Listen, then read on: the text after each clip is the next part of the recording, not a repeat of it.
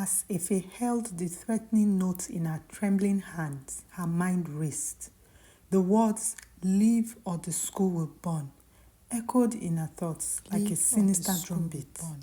For a moment, fear threatened to overwhelm her. What if the villagers acted on their threats? What if her dream of educating young girls ended in flames? But Efe was not one to back down. She faced obstacles before, and this was not different. The very foundation of her mission was rooted in courage, and now was the time to show it. That night, Efe sought advice from her mother, Mama Efe.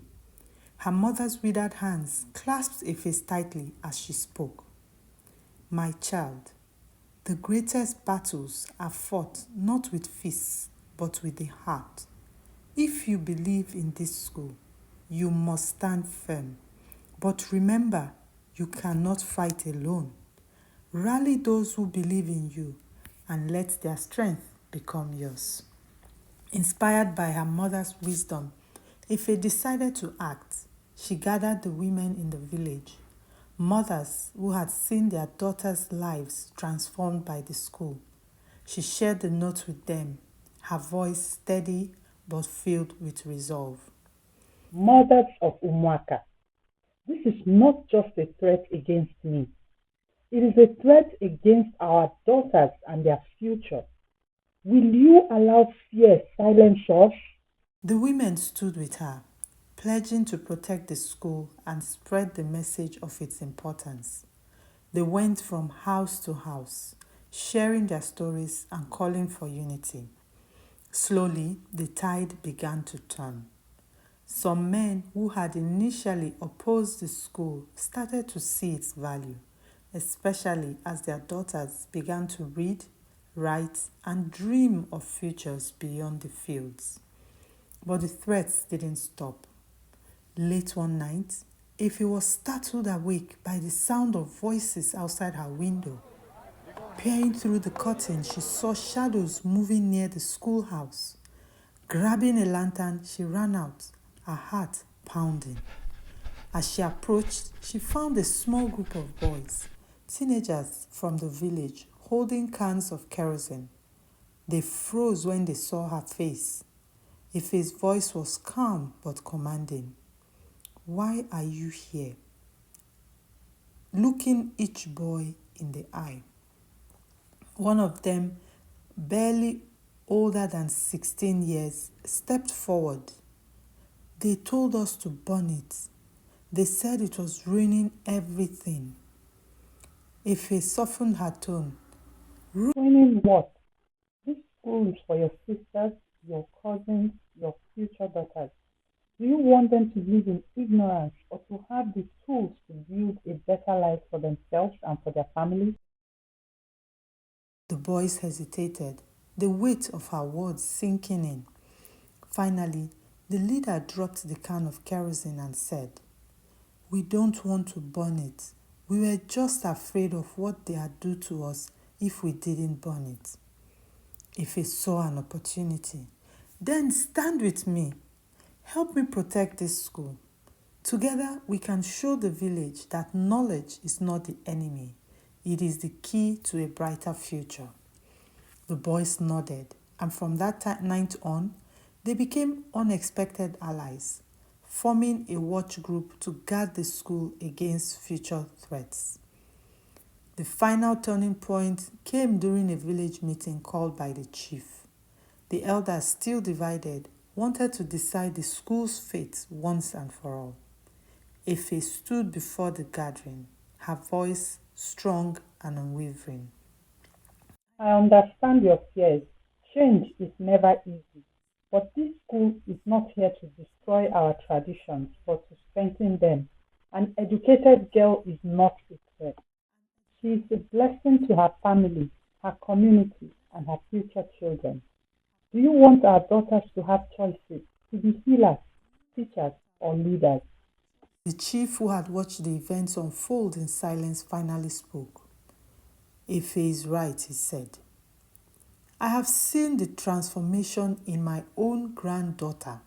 She now dreams of becoming a nurse, something I never thought possible. This school is a gift and we must protect it.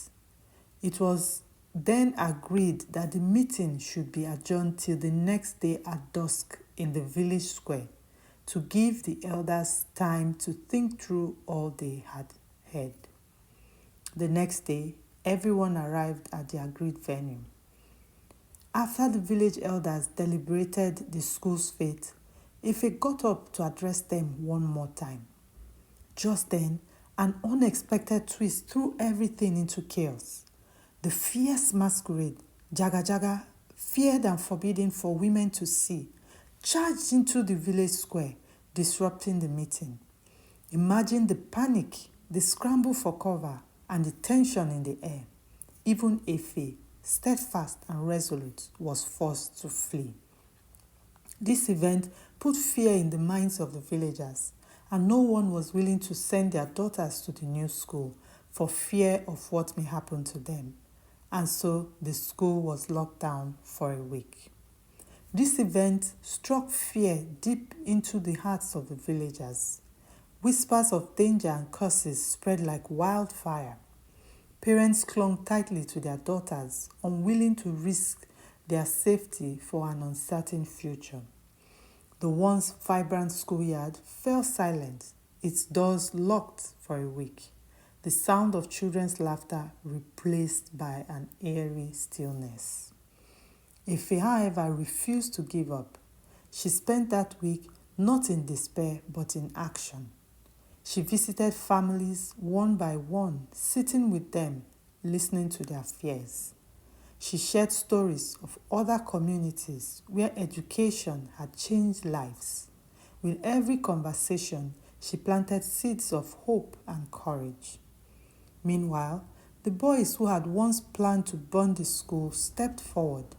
They formed a protective watch around the school, standing as a visible sign that change was possible, that fear could be overcome. Their actions began to sway even the most skeptical villagers. On the 8th day, Ife organized a community gathering in the village square. She stood tall, her voice unwavering as she addressed the crowd. I understand your fear, but fear is not a life we can pass down to our daughters. We must teach them courage, resilience, and the power of knowledge. This school is not just for them, it is for all of us. When they learn, our village grows stronger. Moved by her words, an elderly woman stepped forward, holding her granddaughter's hand. I will send her to school. I trust Ife, and I trust this vision for our future. With this event and the chief's support, the tide turned decisively. The elders who opposed the school begrudgingly relented, and the community began to rally around Ife's vision. One by one, parents began to rise, their hesitation melting into resolve. The chief, moved by the courage of his people, spoke. The future of this village depends on what we do today. Let us not let fear steal it from us. The following morning, the school reopened. Children streamed in, their faces lit with excitement and curiosity. The schoolyard was alive once more, buzzing with the hope of a new beginning. Ife watched with tears in her eyes as the once empty classroom filled with eager students.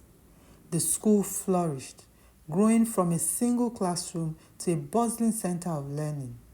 Ife continued to face challenges, but her resilience inspired a generation. The boys who once came to destroy the school became its fiercest protectors, and many went on to champion education in their own families. And so the village that once trembled in fear stood proud, united, and thriving, a shining example of what happens when courage triumphs over fear and education becomes a light for all. Standing on the steps of the school she had built, now filled with laughter and learning, Ife felt a deep sense of pride. She turned to Mama Ife, who sat under the shade of a tree watching with tears in her eyes. "You have done it, my daughter. You have planted a seed that will grow for generations." Years later, the school will be celebrated as a beacon of progress in the region. Girls who once had no voice became teachers, nurses, and leaders.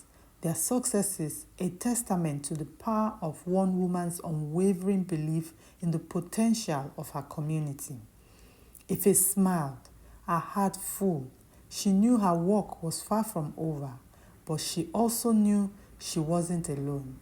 Together, they had proven that even in the face of fear and resistance, hope and determination could light the way to a brighter future.